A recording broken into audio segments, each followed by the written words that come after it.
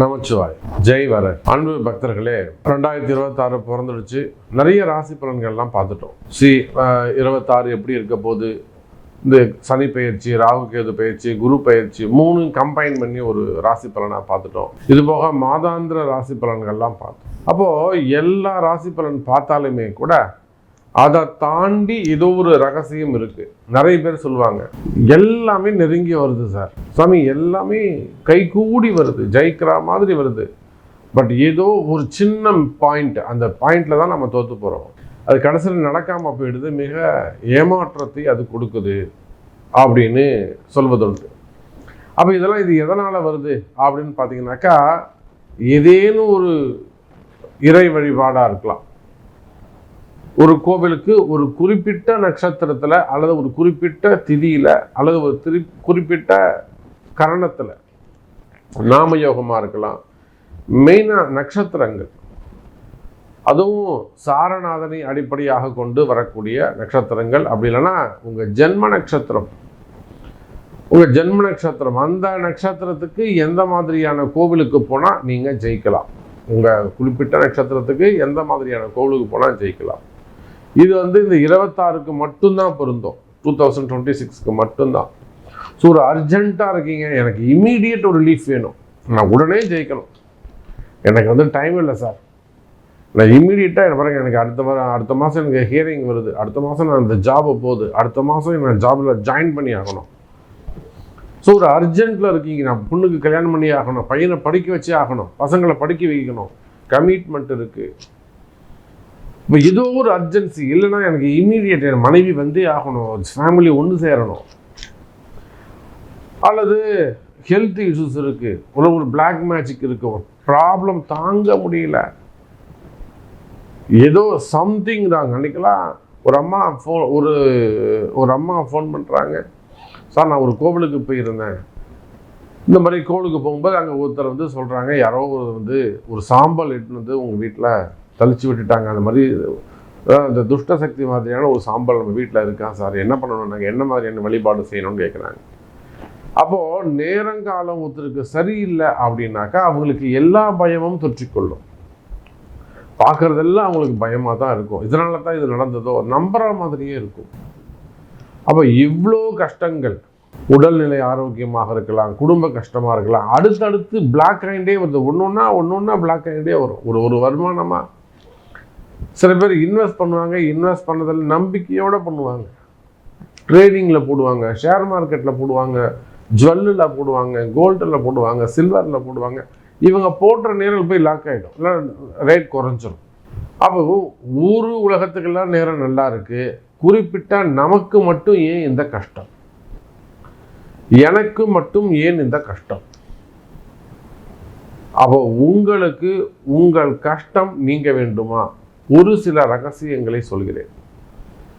குறிப்பிட்ட உங்க நட்சத்திரம், உங்க பிறப்பு நட்சத்திரம் எதுவோ, உங்க பிறப்பு நட்சத்திரத்தை அடிப்படையாக கொண்டு யாரோட நீங்க சேரலாம், யாரெல்லாம் உங்களுக்கு ஃப்ரெண்டா இருப்பாங்க, யாரெல்லாம் உங்களுக்கு எனிமியா இருப்பாங்க, அல்லது ஆண்கள் எப்படி இருப்பாங்க, பெண்கள் எப்படி இருப்பாங்க, அதே போல் யாரோட நீங்கள் அதிகமாக ஃபேவரபுளாக பழகலாம், நம்பலாம், இல்லை நம்பலாமா நம்பக்கூடாதா, இது போன்ற ரகசியங்களை ஒரு நட்சத்திரத்துக்கும் சொல்ல போகிறோம். அதே போல் நீங்கள் வணங்க வேண்டிய தெய்வம், இந்த வருஷம் நீங்கள் எந்த கோவிலுக்கு போகணும், எந்த நட்சத்திரத்தில் போகணும், அதே போல் அங்கே போய் என்ன செய்யணும், இதையெல்லாம் தான் நம்ம இந்த பதிவில் பார்க்க போகிறோம். குறிப்பாக நீங்கள் எந்த கோவிலுக்கு போனாலும் சரி, பரிகாரம் ஒன்று தான்.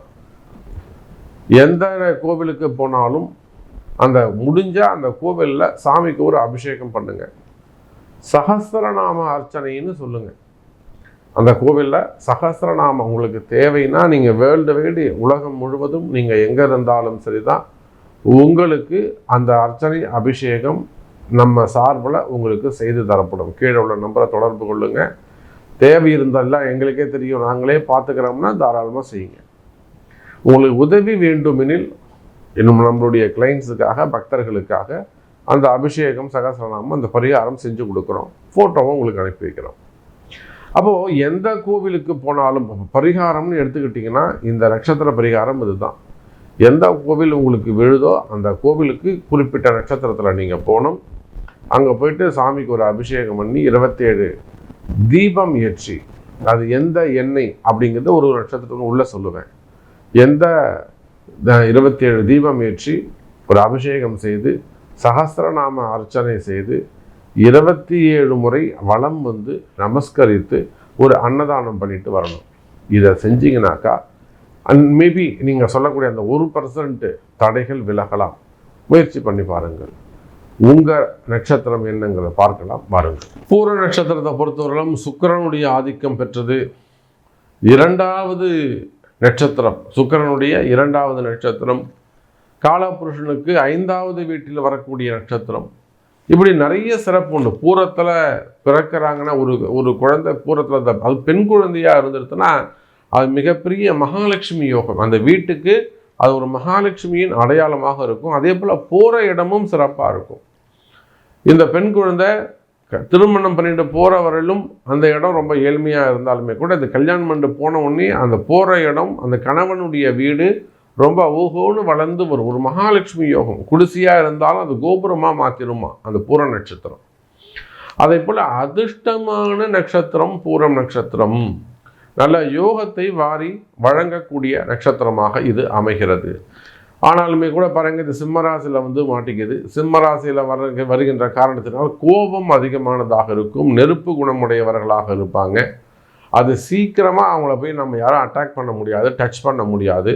ஆனால் அவங்க ஒன்ஸு கான்ஃபிடென்ட் வச்சுட்டாங்க, நம்பிக்கை வைத்து விட்டார்கள் அப்படின்னு சொன்னாக்கா இவங்களை மாதிரி நம்பக்கூடியவர்கள் வேறு யாருமே கிடையாது. பூர நட்சத்திரம் வந்து நிறைய அரசியல் தலைவர்களை நம்ம அதில் பார்க்கலாம். 2ஆம் நிலை அரசியல் தலைவர்கள். முதல் நிலை அரசியல் தலைவர்கள்னால் அது மகம்தான், தலைமை பொறுப்பு. ஆனால் 2ஆம் நிலை அமைச்சர்களாக இருக்கலாம், கொறடாவாக இருக்கலாம், மாவட்ட செயலாளர்கள், இந்த மாதிரிலாம் பண்ணுறாங்கனாக்கா, அதே போல் ஒரு மீடியா துறையாக இருக்கலாம், சினிமா துறையாக இருக்கலாம். இப்போ நிறைய இந்த பூராடத்துலலாம் நிறைய டைரக்டர்ஸ் நம்ம பார்க்க முடியும். பின்னால் இருந்து ஒர்க் பண்ணி இவங்க தான் கதாநாயகர்களாக இருப்பாங்க. பட் தன்னை இல்லாமல் இன்னொருத்தர ஸ்க்ரீனில் வர வைப்பாங்க, அந்த மாதிரி. ஸோ நிறைய டைரக்டர்ஸ் நம்ம பார்க்குறோம். அதே போல் சேட்டலைட் சேனல்கள், ஆன்மீக சேனல்கள் நிறைய பார்க்குறோம். மடாதிபதிகளை பார்க்குறோம். பூரம் அற்புதமான நட்சத்திரம், அதிர்ஷ்டமான நட்சத்திரம். இவங்க கவனம் வந்து தொழில் அமைப்புகளில் வேலை செய்கிற இடத்துல, நிர்வாகம் பண்ணக்கூடிய இடங்களில் தனக்கு கீழே வேலை செய்யக்கூடியவர்கள் கவனமாக இருக்க வேண்டும். மேலதிகாரிகள் எல்லாம் உங்களுக்கு ஒத்து போயிடுவாங்க. உங்களுக்கு கீழே இருக்கக்கூடியவங்க தான் உங்களுக்கு ட்ரபுளாக அமைஞ்சு விடுவாங்க. பட் நீங்கள் ரொம்ப எல்லாரையுமே ஒரு 100% நம்புவீங்க. அதுதான் உங்கள் வீக்னஸாக இருக்கும். நிச்சயமாக இந்த வருஷம் உங்களுக்கு சிறப்பானதாகவே இருக்கும். பூர நட்சத்திரத்தை பொறுத்தவரையிலும் நீங்கள் வழிபாடு செய்ய வேண்டிய தெய்வம் ஸ்ரீவில்லிபுத்தூர் ஆண்டாள். உங்கள் ஜென்ம நட்சத்திரம் அன்றைய தினம், அதுக்கு முன்பாக நீங்கள் என்ன செய்யணும்னு கேட்டிங்கனாக்கா, திருநல்லூர் பெருமணம் அப்படின்னு திருவாரூர் பக்கத்தில் சுந்தரருக்கு அந்த செங்கலை கொடுத்து தங்கக்கட்டியை கொடுத்த இடம் ஒன்று இருக்குது. அந்த கோவிலுக்கு, நல்லூர் பெருமணத்துக்கு ஒரு முறை சென்று அங்கே சிவபெருமானுக்கு வழிபாடு செய்து அதற்கு பின்பு அந்த கோவிலுக்கு போயிட்டு வந்ததுக்கு அப்புறம் உங்கள் ஜென்ம நட்சத்திரமாக இருக்கக்கூடிய பூர நட்சத்திரம் அன்று ஸ்ரீவில்லிபுத்தூர் ஆண்டாள் ஆலயம் சென்று ஆண்டாளுக்கு ஒரு திருமஞ்சனம் செய்யலாம். அது ரொம்ப கடினமாக இருக்குமே, ஆனால் எப்படியாவது கஷ்டப்பட்டு ஒரு சகஸ்ரநாம அர்ச்சனை பண்ணுங்கள். அது ரொம்ப சூப்பராக உங்களை ஆக்டிவேட் பண்ணும். மெயினாக பிஸ்னஸ் சரியாக அமையாமல் இருக்கிறது, பிஸ்னஸ் சரியாக வராமல் இருக்கிறது, தொழில் சரியாமல் வராமல் இருக்கிறது, இந்த மாதிரியான பிரச்சனைகள் எல்லாம் இருக்குமே. ஆனால் கண்டிப்பாக என்னுடைய அன்பு பக்தர்கள் அனைவரும் பூர நட்சத்திரம் அன்னைக்கு நீங்கள் பூரணமாக இருக்கணும். உங்கள் ஜென்ம நட்சத்திரம் அன்னைக்கு ஸ்ரீவில்லிபுத்தூர் சென்று வாருங்கள். பிஸ்னஸ் சூப்பராக அமைந்து விடும்.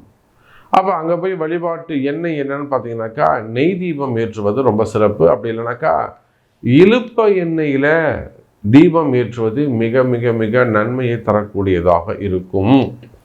ரொம்ப சூப்பராக உங்களுக்கு ஆக்டிவேட் ஆகும். இலுப்ப எண்ணெயில் ஏற்றுங்க, ரொம்ப சூப்பராக இருக்கும். இல்லைனா உள்ள தீபம் ஏற்றுவதற்கு கூட இலுப்ப எண்ணெயை வாங்கி கொடுங்க.